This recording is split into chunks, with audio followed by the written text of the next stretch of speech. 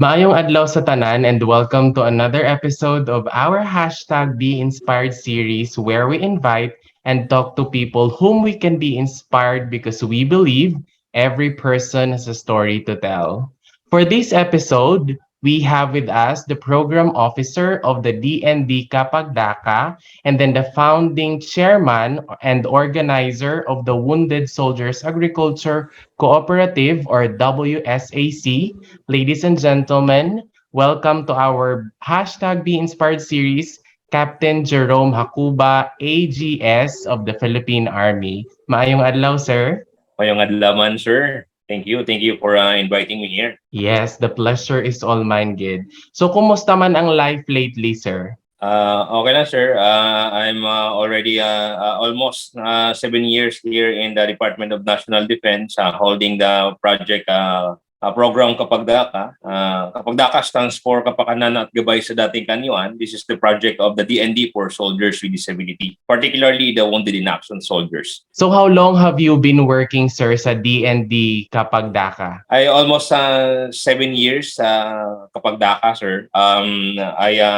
After my discharge sa Biluna last December 2016, January 2017 na inassign ako ni then Secretary Delphin and Lorenzana sa Department of National Defense to man the program Kapagdaka. O Kapagdaka stands for Kapakanan at Gabay sa Dating Kanyuan. Yan yung project ng DND for soldiers with disability, particularly itong mga wounded in action soldiers natin. By January 2024, sir, magsi 7 years na po ako dito sa DND Kapagdaka. Wow, that's so nice, sir.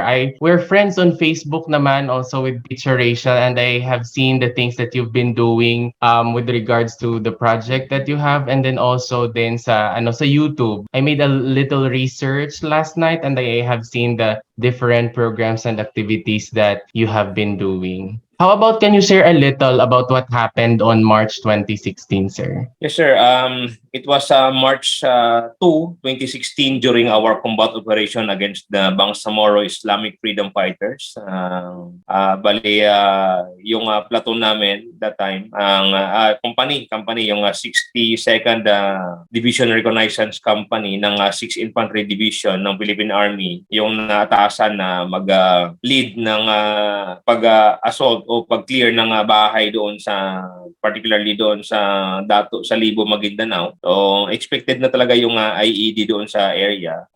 And then nung ako yung nagdadala sa second platoon kasi, tapos then Lieutenant Ambunon yung sa first platoon. Doon na kami talaga dumaan sa irrigation para hindi na namin maapakan yung mga IEDs na nakatanim doon. So kasi expected na namin yung IEDs doon sa area. So ngayon, yung first platoon namin led by Lieutenant Ambunon, pag-approach pa lang doon sa bahay na i-clear namin, nasabugan na yung first platoon, yung leading, yung lead scout at saka yung guide ng first platoon namin. So nagdetrack kami sa pilapil ng sa aton kahon na may trapnan ba.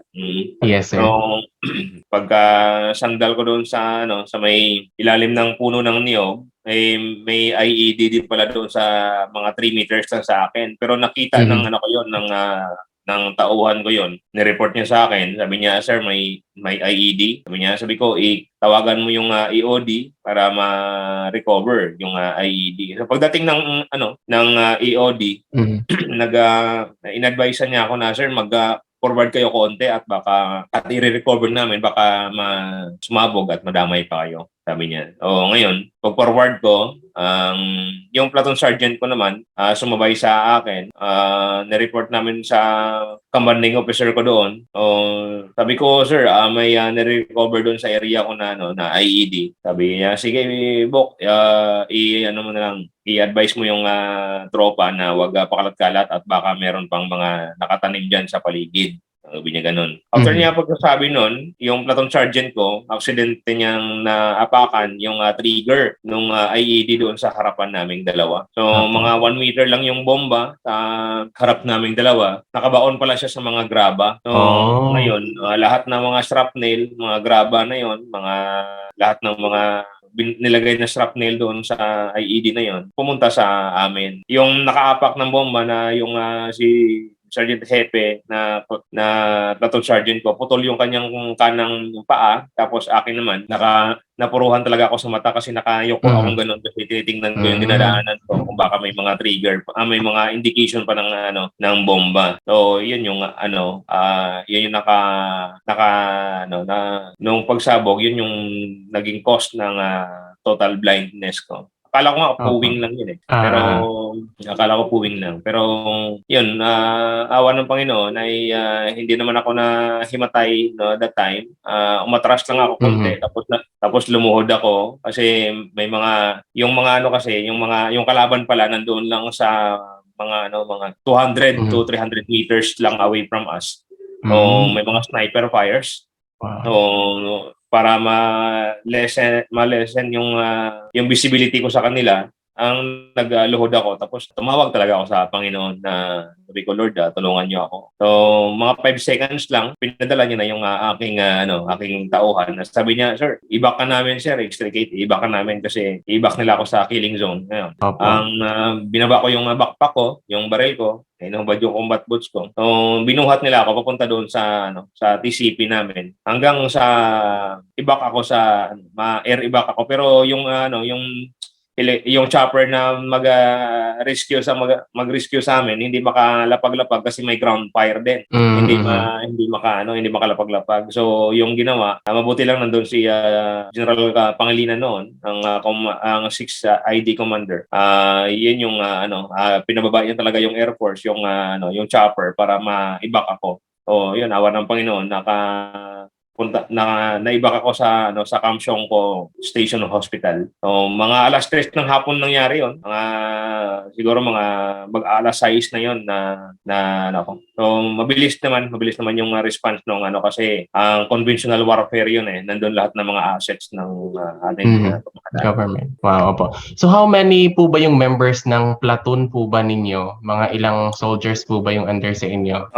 Less than 30 lang yung dala ko noon kasi medyo hindi kompleto din yung mga squads namin. Every squad kasi may 9 personnel yan. 9 personnel. So mga 27 lang yung dala ko that time. Tapos yung yung kabila naman mga less than 30 lang din. So platoon minus kami.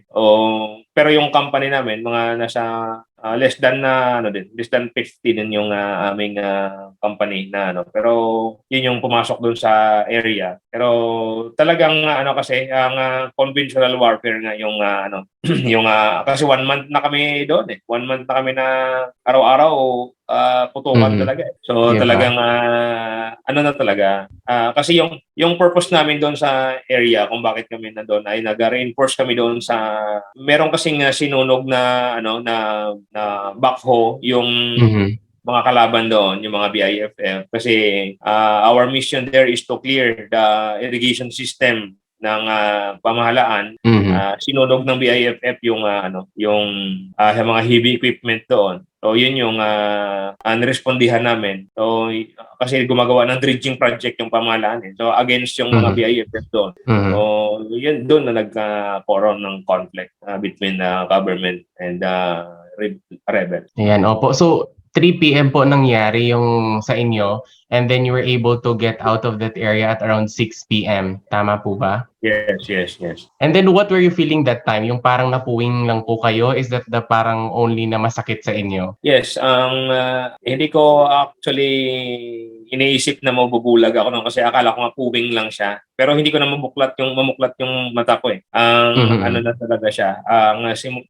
After ng pagsabog, nakita ko may apoy eh. May apoy. Nakita ko pa yung last na pagpikit ko, may apoy pa siya. So, grabe talaga yung malakas talaga yung pagsabog na yun. Parang alam mo yun, basta as in malakas yung impact ng bomba. So akala ko nga puwing lang siya kasi hindi naman ako na tumba or na parang pang personal mine lang talaga siya. Pang casualty lang talaga siya. Maraming IED kasi na sila na binaon doon sa gilid. yun pala, yung purpose nun ay may strategy kasi yun eh. Strategy na may personal mind, para personal mind yung sa gilid. Tapos yung kasi alam ng kalaban na pagka ma-casualty kami sa may mga casualty kami sa mga maliliit na mines, tapos doon kami mag-consolidate sa bahay. Oh.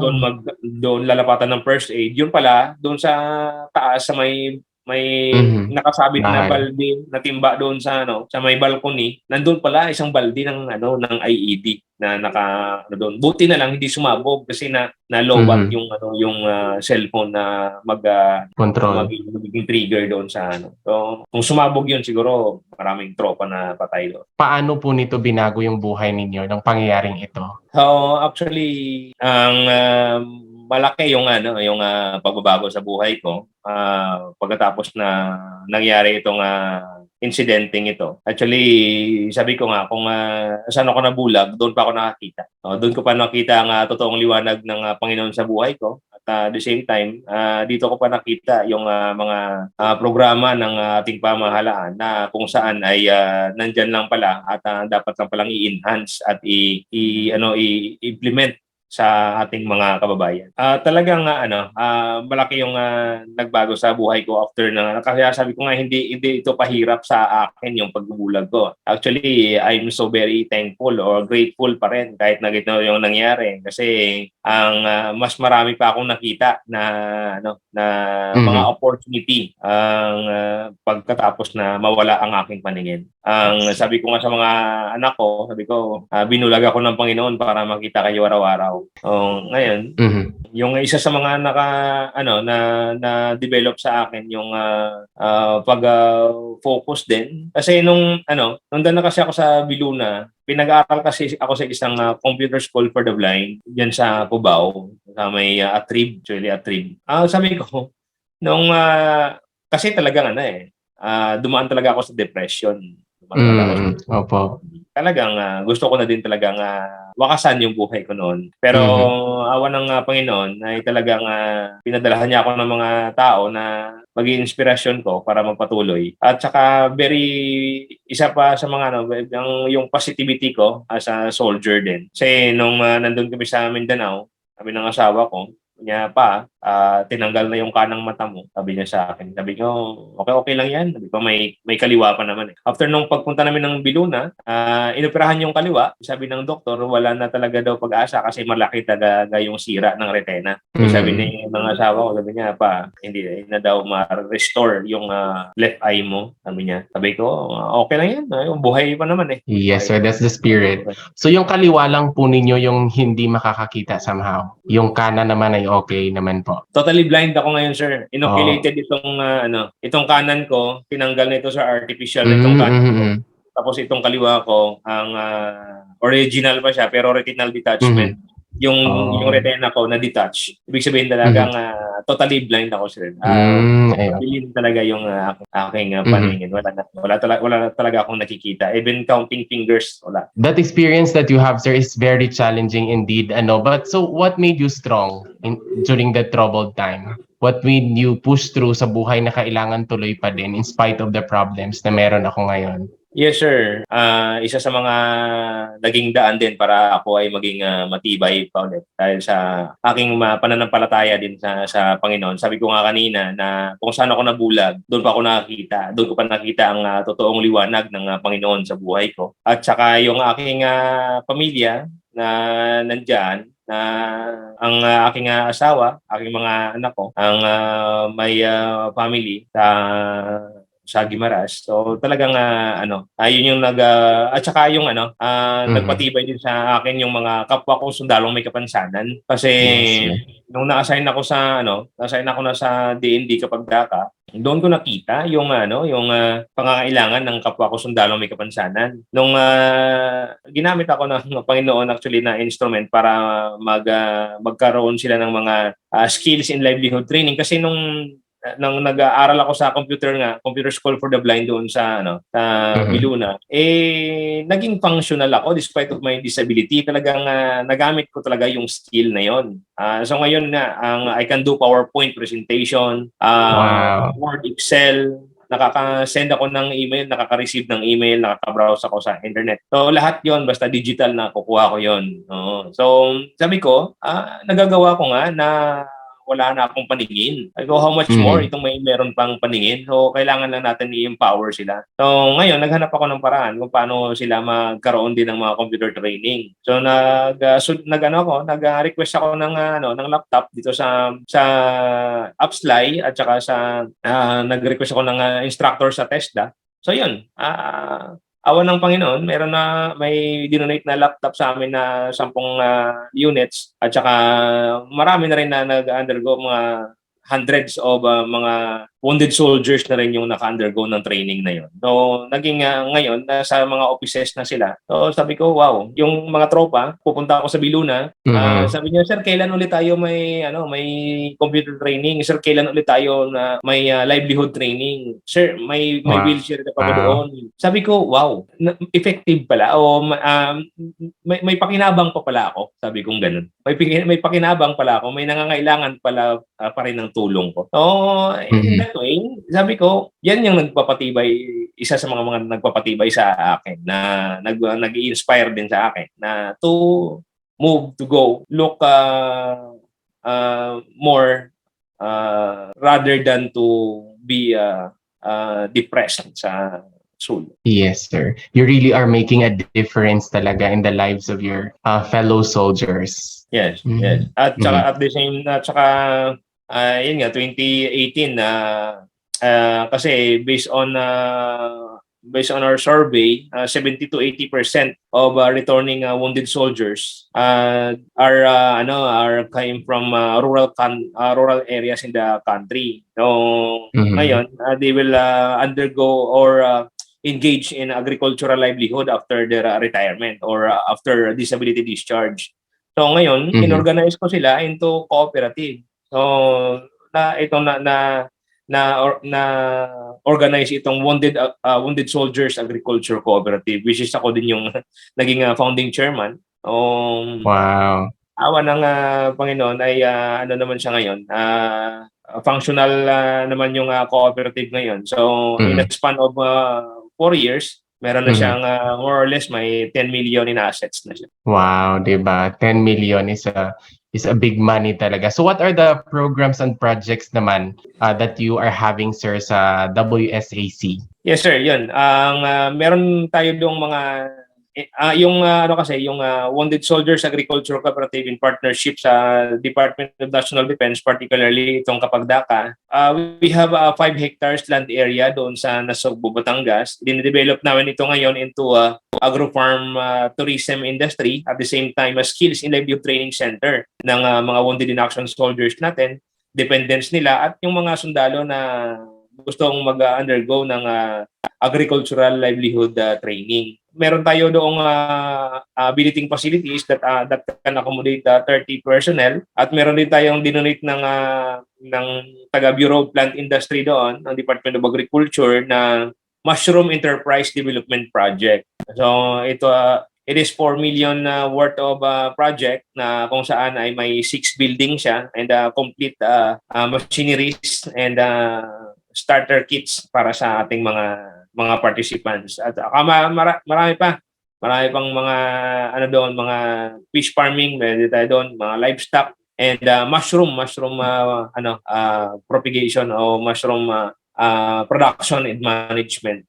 Mayroon din tayo mga ganun doon. So may mga educational farm tour tayo na So, ano pa rin yung co-op ngayon, hindi ko pa masasabi na stable siya kasi nangangailangan pa rin kami ng mga support from government agencies and other stakeholders na kung saan ay ma-develop pa namin ang o ma-enhance pa namin ang aming program dito sa aming co-op, no? So, meron nga kaming tinatawag na sa aming vision, kasi yung vision namin is to by 2028 award model cooperative in providing care. Yung care stands for comprehensive adaptive rehabilitation and empowerment for wounded soldiers. So yun po yung namin, may care program po kami.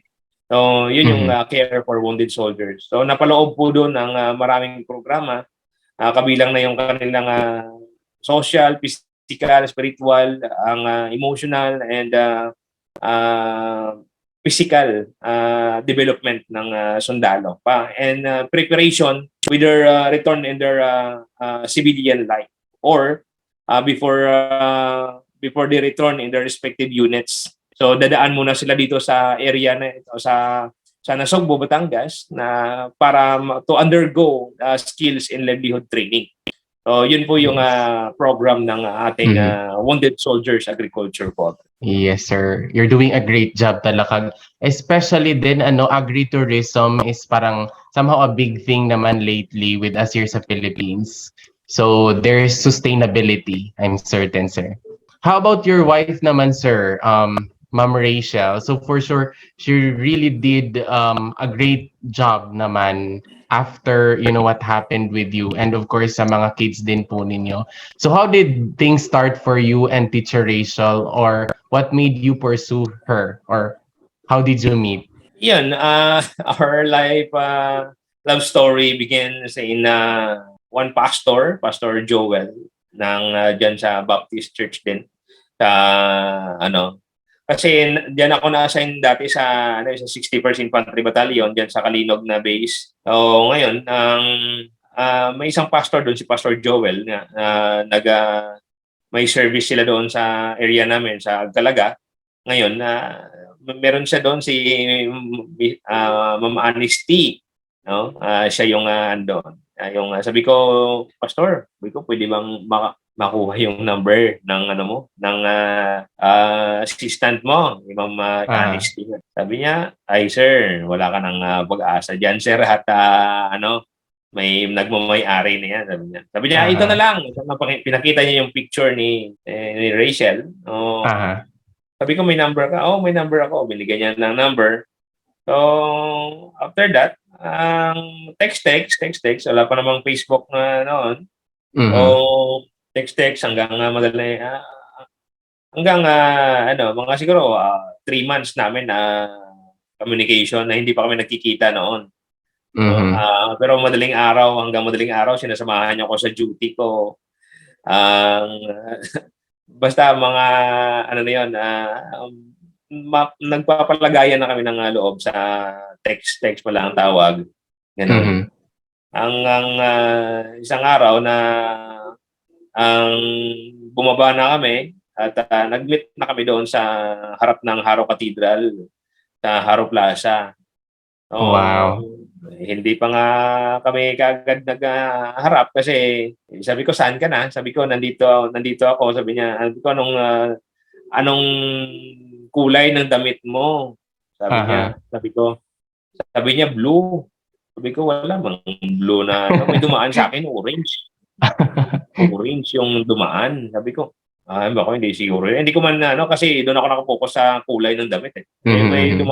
May dumaan sa akin na akala ko bata, pero bumalik ganun. Tapos pakilala na siya. Sabi niya, siya daw si Rachel.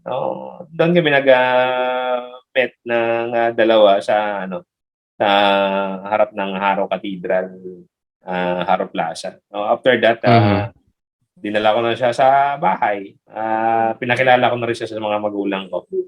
Yan, sige sir. Medyo din pala yung life story ninyo ni yung love story ninyo ni Teacher Rachel. I think sometimes din ata previously parang naka-visit ka din sa amin sa Pasig sa school, if I'm not mistaken. Yes, kasi pagka mag-overday ako, bibisita ako sa kanya doon. That's the time na naman na magkasama. Kasi pagka nung pag-meet namin doon sa Haro Cathedral, ang mga siguro mga after 5 days pumunta na ako ng Manila. Nag-training na ako ng POTC sa Tansa Cavite. Mga 3 months ako doon. Hindi, 4 months. Mga 4 months ako doon. Bago ako bumalik na naman ulit. So, alam mo yun, ang 3 months kami na nag-uusap sa cellphone, tapos mga 5 days lang, wala nga 5 days ata yun eh. After mga 5 days, pumunta na ako ng magkahiwalay ka na naman kami ulit. Tapos pagkabalik ko dito sa dyan sa Iloilo. Doon kami nagkakausap naman ulit, nagkakasama, ganun. So, ganun naman yung buhay ng sundalo. Pagka makachamba na mag-overday, mag-overnight, ganun, mga mapapayamang passes, ganun lang yung panahon namin para makasama din yung mga mahal namin sa buhay. Yes, sir. So, ilan po yung anak ninyo? 3 pa lang. Tatlo na ang Yes, sir. puro mga babae. I like that na sinabi ninyo, sir, na 3 pa lang. Sabi ko kasi sa kanya, man, kung madagdagan talaga tong anak natin ba? Sabi niya, bakit? Gabi lang natin. Sabi ko, gabi lang lagi. At parang na-mention din ninyo, sir, dati sa interviews ninyo na napanood ko sa sa YouTube, na sinabi ninyo na parang about sa anak po ninyo, na parang medyo malungkot kayo on that part, na hindi nyo na makikita yung anak ninyo na sumayaw, ganyan. Yun. Talagang malungkot talaga ako noon. Nasa ano pa ako noon nasa stage pa ako talaga ng depression o mga hindi pa ako naka-recover talaga. Sabi ko sa mga anak ko nga na hindi ko siyempre wala na akong nakikita Pero may mga paraan pala and the days goes by na nakaka-mingle ako sa mga kapwa ko kabulagan. Sabi niya maraming paraan. Kung hindi ka nakakita, hindi kapain mo. Kung hindi ka siyempre hindi ka nakakita, pakwento mo kung ano yung niya. So ngayon, yung ginagawa namin sa tinuturuan ko pa sila ngayon mag-drawing. Ito ay mag-drawing ng ganito. Tapos yung mga explain mo sa akin kung actually nag-close pa kami ng mga bata na hindi na ako nakakita. Kasi nag-guide ko sila. Ano yung ginagawa mo diyan? Talagang nag-guide na nagagampanan ko pa rin yung pagiging tatay ko sa kanila. Na nag-guide ko sila. Talagang blessing pa rin itong pagkabulag ko. So nasabi din ninyo, sir, sa mga interview ninyo na napanood ko sa YouTube, na sabi ninyo meron tayong 5 senses. Sabi mo na wala yung isa, meron pang 4. So tuloy pa din. Yes, exactly. May 5 tayong senses nga. Isa lang yung kinuha sa akin. Pero actually, yung itong weakness ko na ito na wala akong paningin, ito yung nagiging strength ko ngayon. Ito yung ginagamit ng ang kadiliman ng aking paningin. Ito yung ginagamit ng Panginoon ngayon upang magliwanag ng maraming tao. Ang aking paningin na ay actually hindi nawala. Ibinigay ko lang sa ating bansa. Ayun, sabi ko, may 5 tayong senses. May 4 pa ako. So, i-maximize natin kung ano pa yung mga natira sa atin. Huwag nating isipin yung mga nawala sa atin. Isipin natin kung ano pa yung mga natira sa atin. Yun yung gamitin nating inspirasyon upang ipagpatuloy ang ating buhay, ang ating mga pangarap sa buhay, makapaglingkod sa ating bayan, at lalong-lalo na makapaglingkod sa ating Panginoon. Do not think the things that you don't have. Wala kang paningin, wala akong paningin, may pandinig pa naman ako, may pangdama pa naman ako, may nakakapagsalita pa naman ako. So, minamaximize ko lahat kung ano pa natira sa akin. So, ganun yung ganun yung prinsipyo ko sa buhay ngayon, na lahat ng ito ay may purpose kung bakit nangyayari ang lahat ng ito, no? Sabi nga sa Romans 8:28, and all things work together for good to them that loves God and to them who are the called according to His purpose. May purpose po lahat na nangyayari sa buhay na. Ako, sabi ko nga, binulag ako ng Panginoon para makita ang kanyang totoong liwanag at maging liwanag sa maraming tao. Iyan lang natin, isipin lang natin yung brighter side ng mga nangyayari sa atin. So be grateful. Be grateful lang tayo. Kasi siyempre, pagka maging grateful ka kasi, lahat ng bagay ina-appreciate mo, napakasaya ng buhay. No? Napakasaya ng buhay. Kung may mga depressed na, siguro ako na yon. Kami na yon, may mga kapansanan. Pero may mga kompleto. Minamaximize ko nga kung ano pa yung mga natira sa akin. How much more kayo na mayroon pa lahat. No, actually, wag nyo nang hintayin na may mawala pa sa inyo bago pa kayo gumalaw o ano. Wag na kayong maghintay na mabulag pa kagaya ko upang makita ang lahat ng mga dapat niyo makita. Oh, not literally na mabulag kayo. Wag niyo nang hintayin na may mangyari pa sa inyo upang bumalik sa ating Panginoon at upang malaman kung ano yung purpose natin sa buhay. Totally agree with that one, no? At times talaga parang ma-frustrate tayo. Why is it na hindi natin na-achieve yung isang bagay? Bakit nangyari sa atin yung mga ganito? But I think God's plan for us is always better than our plan para sa sarili natin. So parang that's one thing din na parang realization ko somehow. Ano na natin, ipagkitiwala lang natin lahat sa Panginoon. Akala natin pagka may nangyari sa atin malas na o ano na yung curse na or whatever na yung iniisip natin. May purpose yan. Pagkatiwala lang natin sa Panginoon yan. Sabi nga sa Proverbs 3 verse number 5 na trust in the Lord with all your heart and lean not unto your own understanding. And we go to chapter sa verse number 6, sabi niya doon na and all thy ways acknowledge him and he shall direct thy paths. See that? Oh, Yes. pagkatiwala lang natin lahat sa Panginoon. Do not lean onto your own understanding. Our thoughts is not his thoughts. May his ways are better than us. Talagang blessing yan. Amazing talaga. Basta mga kababayan talagang gusto kong maparating sa inyo. Gusto kong makita nyo ang mga nakikita ko ngayon. Yes. Gusto kong ma-experience nyo kung ano na-experience ko ngayon na ligaya, na happiness. Pagka may Panginoon ka sa buhay mo, talagang you will be happy. Wala nang iba pa. Wala nang iba pa na makakapagpapaligaya sa pera. Wala yan. Money is the root of all evils. Love of money is the root of all evils. Money is good, but love of money is the root of all. Yes. Pagka may pera ka, mabibili mo lahat, bisyo mo, kung ano-ano. So, gamitin mo yung mga resources na pinapagkaloob ng Panginoon sa iyo para din sa kanyang gawain. Ibalik mo sa kanya yung kasi hindi atin yan eh. So, ibalik natin sa kanya kung ano man yung blessing na ipinagkakaloob niya sa atin. Yes, sir. Totoo talaga yan. Pag may Panginoon ka talaga sa buhay, every problem has a solution. Yes, exactly. Yes, sir.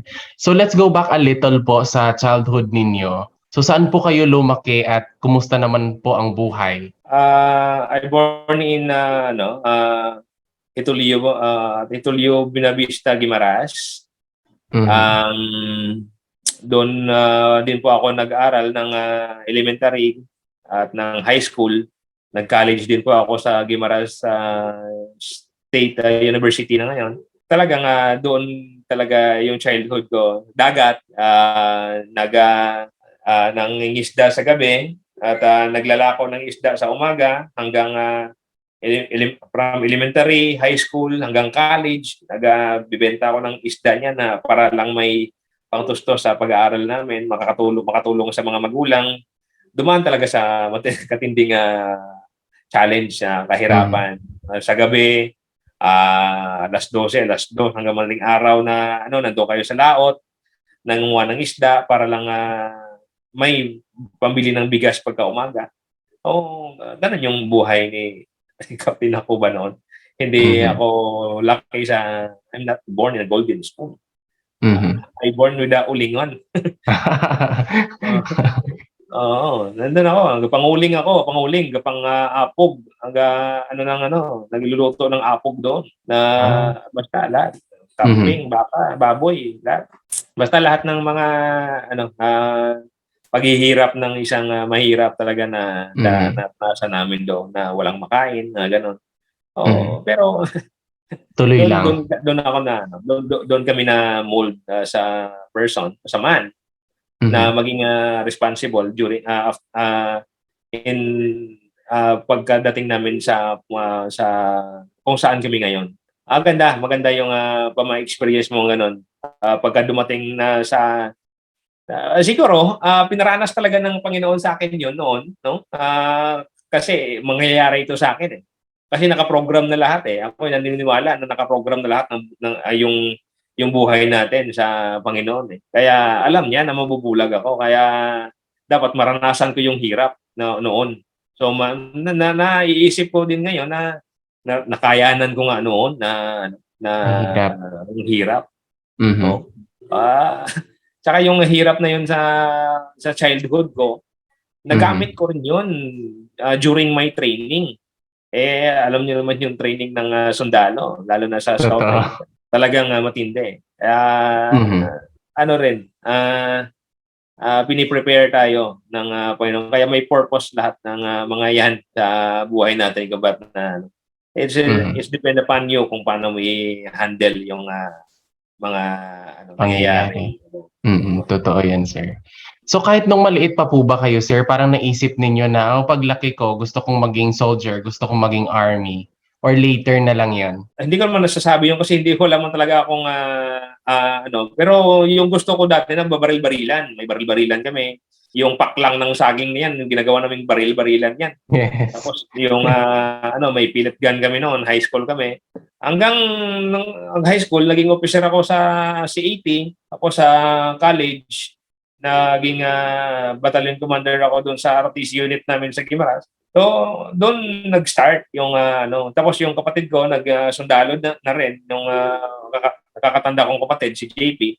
So, parang yun yung nagtutulak sa akin para pumasok na rin sa sa service, no? So, yung pagiging ROTC officer ko. At saka yun yung naging daan, yung pagiging ROTC officer ko na makuha ko yung officership kasi dati I'm rose from the rank eh. Wow. Talagang naging private talaga ako noon. Private, PFC. PFC ako tapos naging nag-call to active duty as a second lieutenant doon sa officer candidate school. Sige, so anong course po ninyo na kinuha sa college? Ang BSIT ako, Industrial Technology, BS in Industrial Technology yung actually major in machine shop technology ako noon. Pero major in ROTC. Major in ROTC nga sabi niya. BSIT major in ROTC kasi medyo hindi na ako papapasok doon sa shop namin pero doon sa ROTC talagang love na love kasi namin yung ROTC noon kaya ewan ko ba kung basta yun yung tawag namin doon dati na BSIT major in ROTC, hindi in major in machine shop technology. Iba kasi pagka mahiligan mo o yung passion o yung compassion mo doon sa isang trabaho. Talagang mag-extra effort ka talaga doon sa talagang gusto mo, talagang passion. Yes, sir. Minsan parang nakalimutan mo na yung time.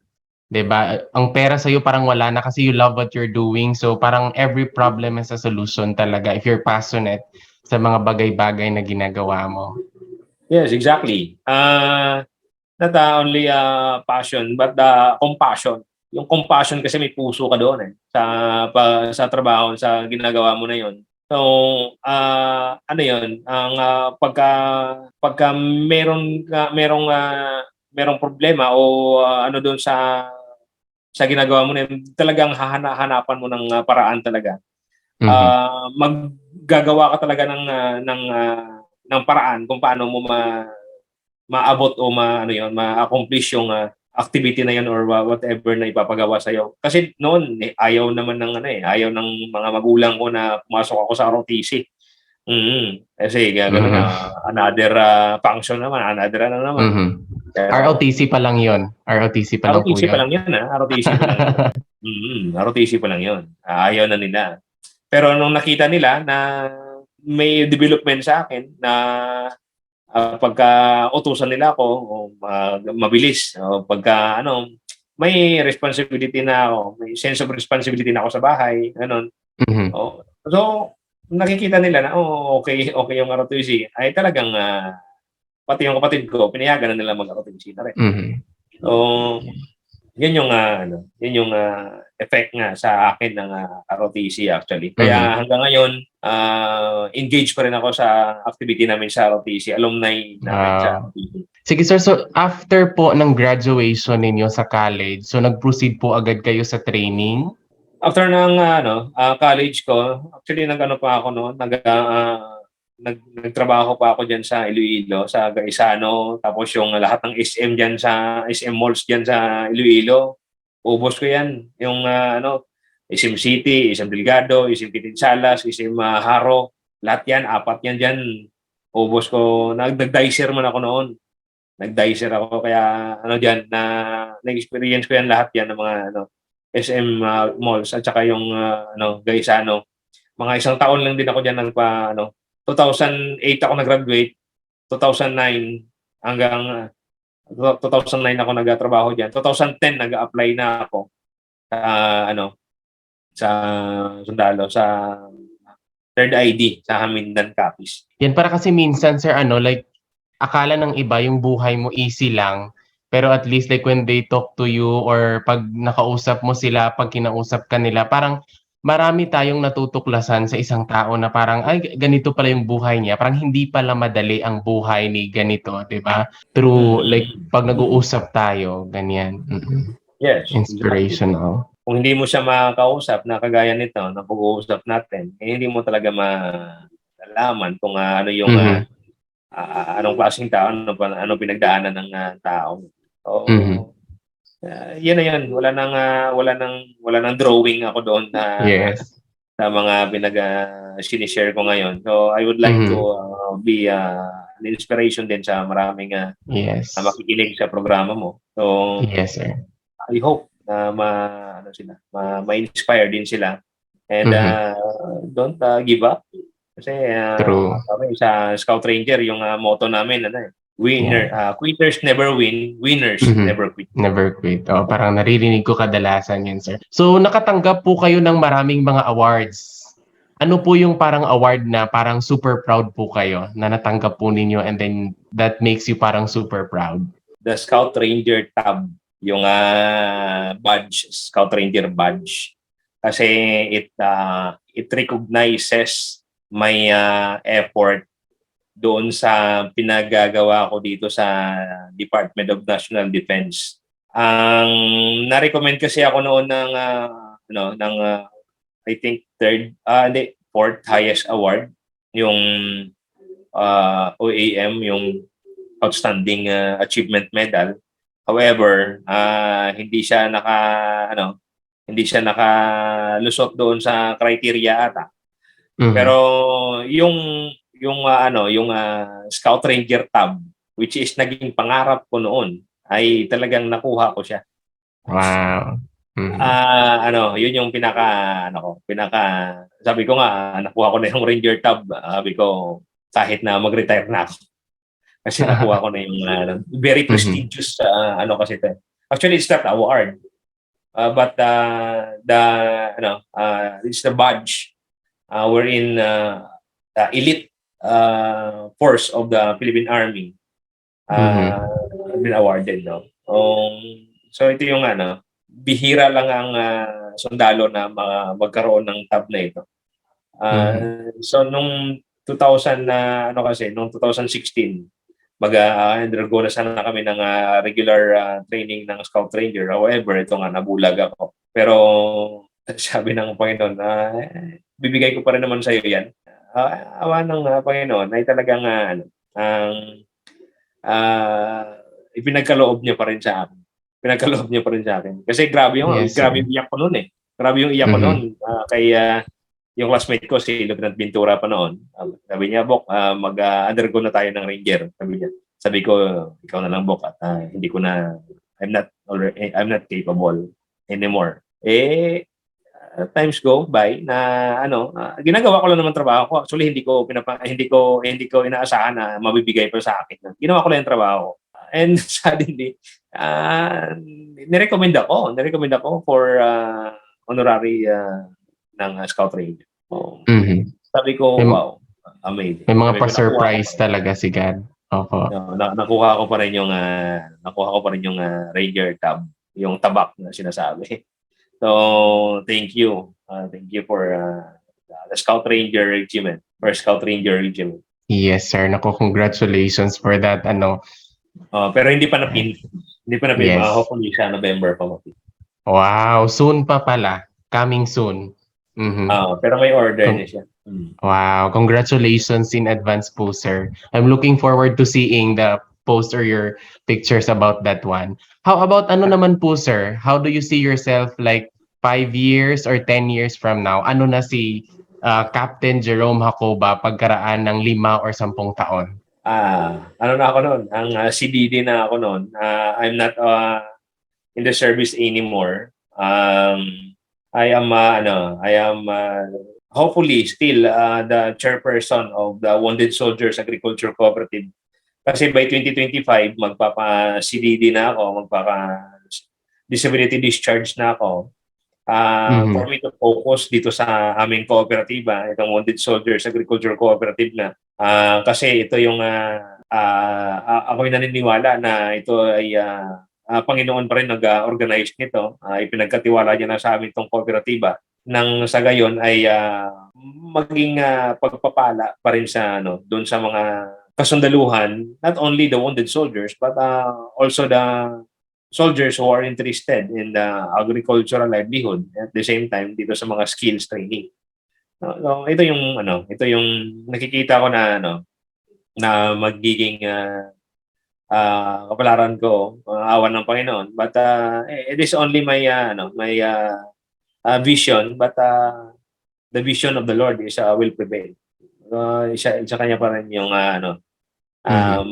magiging masusunod na decision. No? Siguro, si 10 years, meron na kami sigurong bahay na amin talaga. Kasi may bahay kami dito ngayon sa Camiguinaldo, pero may off-base housing naman kami doon sa Bulacan. Mhm. Tapos, siguro, progressive na yung aming kooperatiba at marami nang natutulungan ng aming kooperatiba. And it already a world model cooperative in providing care for wounded soldiers. Gagayahin na rin siya ng ibang bansa na ito din yung kanilang i-implement sa bansa nila. Magiging pride ng Pilipinas itong program o itong kooperatiba na ito. Yes, sir, for sure. Definitely po yan. Knowing na kayo po yung leader and you've been making a difference for quite some time, tuloy lang po ang laban. So let's say po, sir, na may bata po or someone na gustong maging soldier sa Philippine Army, hihingi po sa inyo ng tip or any advice. Ano po ba yung pwede ninyong ibigay or masasabi sa kanya? Ang masasabi ko sa kanya na tatanungin ko muna siya kung nakahanda ba siyang mamatay para sa bayan. Yun yung tanong ko muna sa kanya. Kung nakahanda siyang mamatay para sa bayan, so be a soldier. Magpatuloy ka. Pero kung ayaw mo naman mamatay para sa bayan, huwag ka nang magsundalo. Kasi that is the yan yung trabaho ng sundalo. Ang magsilbi sa bayan, proteksyonan ang mamamayang Pilipino. So, kung ayaw mo naman palang mamatay, ba't ka pa magsusundalo? Ibig sabihin, pagka nandun ka sa gera, anong gagawin mo pala doon? Dot mo lang yung ulo mo doon sa lupa o kung hindi pwede yon. So, yung ma-advise ko sa kanila, dapat buo muna yung loob nila bago sila pumasok sa sundalo kasi yung pagiging sundalo ay hindi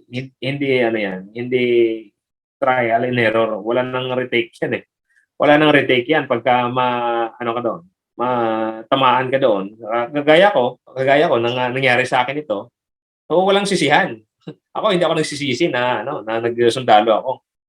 Sabi nga ni Presidente Duterte, ni former President Duterte, sabi niya, not all Filipinos are given the chance to die for his country. I'm so proud to be blind for our country. Sabi mo kanina, I didn't lost my sight. I just gave it to our country. I'm very proud that I am blind now because ito yung naging mark ng aking serbisyo sa ating bayan. It's an honor. It's an honor to serve our country. So, dapat mga kabataan na gustong pumasok sa sundalo, wag kayong mag-after doon sa sahod na malaki na sasahodin ninyo. Yung isipin ninyo kung paano kayo makakatulong sa ating bayan. Huwag kayong isipin kung ano yung maitutulong ng armed forces sa inyo. Ang isipin ninyo kung ano yung maitutulong nyo sa armed forces at sa bayan natin. Yan yung yun yung isipin ninyo. Don't after for money, after for for what service you will render during when you're in the service. Yan kasi marami akong mga estudyante kasi sir na gustong maging sundalo. So sasabihin ko yan na pag gusto nilang maging sundalo, kailangan ito yung isa-isip nila at isa puso na ito yung kailangang tandaan mo most of the time kung gusto mo talagang maging sundalo. And we appreciate your hard work and dedication in keeping our country safe po talaga, sir. Like for me, I can't imagine talaga na sa bukid ka ganyan na maraming sa training pa lang, 'di ba? Para nakikita natin sa mga movies and all that, sa training alone parang very heavy na siya. So, parang yung pagmamahal talaga ninyo sa bayan is that super bigger than your mga challenges na pinagdadaanan sa buhay. Yes, yung family second lang yan sa pagka nasa service ka. Kasi most of the time nasa service ka. 90% ng oras mo nandoon sa service. Kasi yung sinumpaan mong tungkulin eh. Pag mamay-ari ka ng ating gobyerno yung nagpapasahod sa amin, kaya talagang dapat lang na ibalik natin yung pagservisyo sa ating bayan. Yes. Kaya masabugan ka man, mabulag ka man, maputulan ka man ng kung ano-ano mga parte ng katawan mo, or mamatay ka man dyan. It's a part and parcel of our job. Yun yung sa military professionalism. How about what makes you happy naman, sir? Ano ang nagpapasaya kay Captain Jerome Hacoba? Yun. Number one, itong mga anak ko at saka yung asawa ko nandito na parati ko na nandito sa bahay. Parati ko silang nakikita o nahahawakan. Hindi nakikita physically pero nahahawakan ko sila, nayayakap. So, yun yung nagpapa-release ng stress. So, siyempre, may stress pa rin tayo. Ang nagpapasaya talaga sa akin, number one is yung papananampalataya ko sa Panginoon. Panginoon pa rin tayo. Panginoon pa rin yung nagbibigay sa akin ng kasiyahan. Kasi minsan may mga dumadaan sa buhay natin na mga kalungkutan, minsan hindi na susolve ng pamilya natin. Pero pagka idulog mo sa Panginoon, ang Panginoon ang sasagot sa lahat ng mga problema mo. At yan yung magpapasaya sa. Yun yung the true happiness is in the Lord Jesus Christ. Talagang yun yung true happiness. Kasi pagka isa sa mga nagpapasaya din sa akin na may isang tao na may isang tao na mashiran ko na mabago yung kanyang buhay dahil sa akin. O merong mga pagbabago sa buhay niya na naging mabuti. Alam mo yun, na magamit ka ng Panginoon para mabago yung taong yan. If I advise a person na depressed or may mga problema, family or whatever so I advise godly advice. Godly advices. So in that way, nagagamit ka ng Panginoon for His glory, no? Kasi sabi nga sa 1 Corinthians 10:31, sabi niya, whether you eat or drink or whatsoever you do all to the glory of God. No? So, sabi ko kung paano ko ba mapapasaya ang Panginoon sa gagawin kong ito. Kalooban kayo ng Panginoon nito. So, pagka magawa mo yung inuutos ng Panginoon sa iyo, so, pag masaya ang Panginoon, masaya ka rin. Kasi masaya din yung yung nasiran mo o magpapasalamat sa iyo, sir. Maraming salamat talaga sa mga advices mo, sir. At okay na kami ng pamilya ko, okay na kami ng asawa ko, okay na kami ng mga anak ko. Sir, maraming salamat talaga dahil sa mga mo talaga. Alam mo yun na may magpapasalamat sa iyo na dahil sa mga advices mo. Napakasarap sa pakiramdam. Totoo. Hindi mababayaran ng pera. Hindi masusuklian ng pera yon. Na ganun yung sabihin ng sir, maraming salamat at naliwanagan ako dahil sa mga sinabi nyo. Naliwanagan ako na ay very, very fulfilling, very satisfactory na sa pakiramdam na Mhm. ganun na magpapasalamat ang tao sa'yo. Na, sir, nagbago yung buhay ko dahil sa mga advices mo sa akin. Sir, nawala ko yung bisyo ko nung sinabi mo sa akin. That's the true happiness. Sa akin, the true happiness is yung mabago, may isang tao na mabago yung buhay dahil sa iyo. Yun eh. Yun yung pinaka at ma-share mo ang gospel o ma-share mo ang godly advice doon sa tao na yun. Hindi yung ito-tolerate mo pa siya hanggang sa no, hindi pwede. Hindi ganoon yun. No, napakasarap sa pakiramdam kasi napaka-fulfilling sa pakiramdam yun na may ma-sharean ka ng word of God, lalo na yung salvation. Agree tayo dyan, opo, na when there's God talaga sa buhay natin, makikita natin yung mga bagay na hindi natin nakikita and malalampasan natin yung mga problema. So that's somehow din na parang iniisip ko like most of the time din na whenever there are problems talaga, we have God to guide us and lead us the right path. Yes. If you want to be inspired, wala nang iba. Wala nang iba kang dapat lapitan. Panginoon dapat yung malapitan mo. Panginoon dapat. Wala ka nang doon. Yung mga friend mo, okay lang yan. Ginagamit ng Panginoon yan.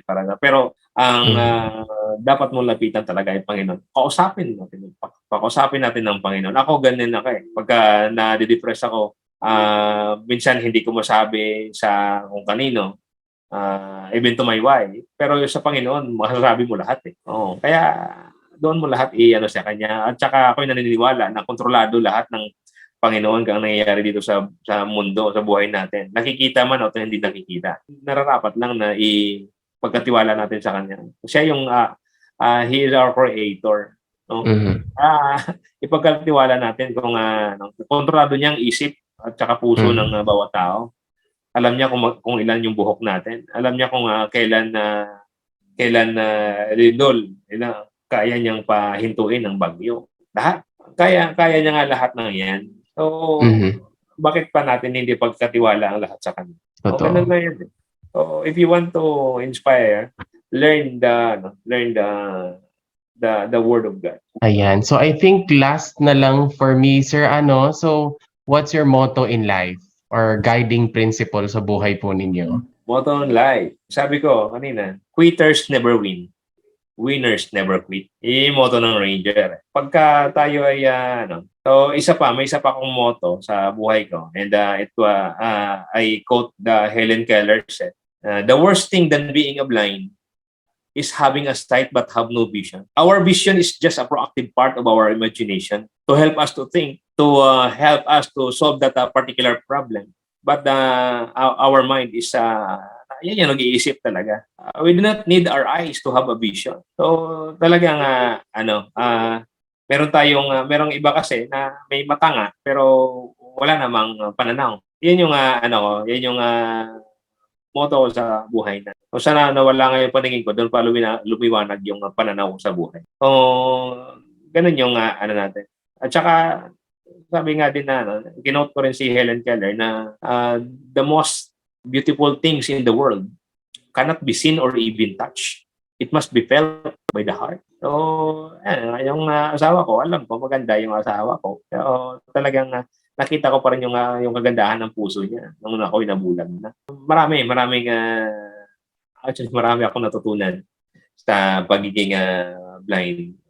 At saka ako'y naniniwala na kahit ako'y mabulag buong buhay ko, darating ang araw na makakakita pa rin ako. Hindi man dito sa mundo, sigurado doon sa harap ng Panginoon. Makakakita. Yun yung pangako ng Panginoon. There were no sorrow or pain. There were no tears pagka doon na tayo sa langit. So, ako yun yung principle ko sa buhay. Yung Panginoon talaga yung focus.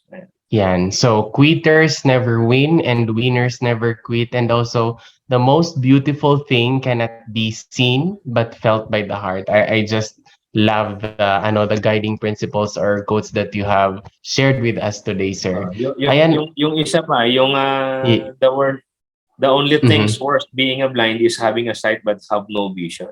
Sige. So I think that's all for me, sir. Maraming salamat for spending your time with us today.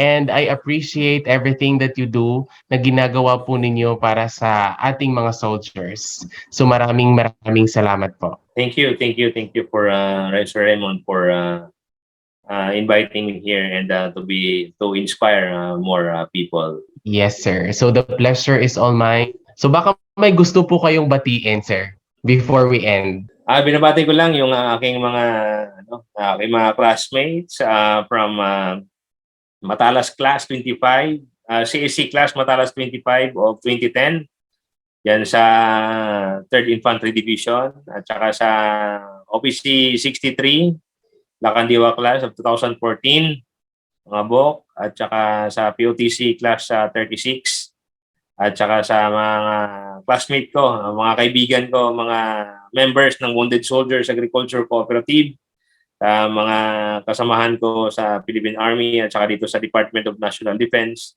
at saka siyempre ang aking asawa at aking mga anak at ang yung nanay ko nandiyan sa Guimaras, mga kapatid ko. Maraming salamat sa pakikinig. Yes, sir. So madamo gid nga salamat and see you soon, hopefully. Cheers to that. Sige, salamat, sir.